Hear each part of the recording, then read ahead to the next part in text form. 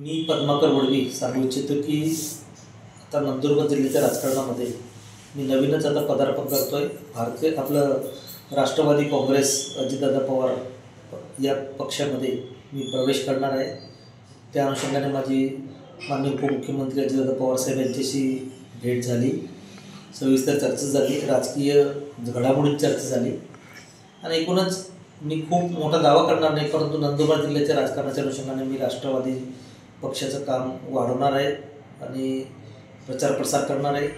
येत्या जिल्हा परिषद पंचायत समिती निवडणुका असतील, नगरपालिका निवडणुका असतील, याच्यामध्ये पक्ष जर जसे आदेश देईल त्या आदेशाप्रमाणे आम्ही काम करू। जर युती झाली तर युती, नाहीतर मग स्वतंत्रपणे पार्टीचा आम्ही लढू। तो पार्टीचा निर्णय राहील, धोरण पार्टीच्या आदेश असतील। त्यातल्या त्यात माझा जो प्रवेश आहे, माननीय अजितदादा पवार साहेब उपमुख्यमंत्री महाराष्ट्र राज्य हे नंदुरबारला स्वतः येणार आहेत आणि पुढच्या आठवड्यामध्ये माझा प्रवेश आहे। साधारणतः गणेश चतुर्थीच्या अगोदर प्रवेशाचे आमचं कार्यक्रम, जाहीर प्रवेश आणि मेळावा असं नंदुरबारला होणार आहे। त्याची आमची तयारी सुरू केलेली आहे।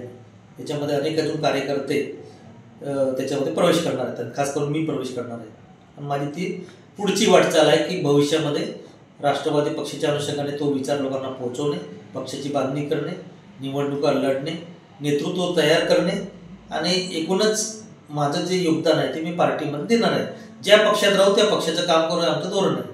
आम्ही काँग्रेसमध्ये होतो, काँग्रेस आम्ही वाढवली, आता आम्ही राष्ट्रवादी काँग्रेसमध्ये जाऊ तर राष्ट्रवादी आम्ही वाढवणारच आहोत। तिथं आमचा दृढ निश्चय आहे।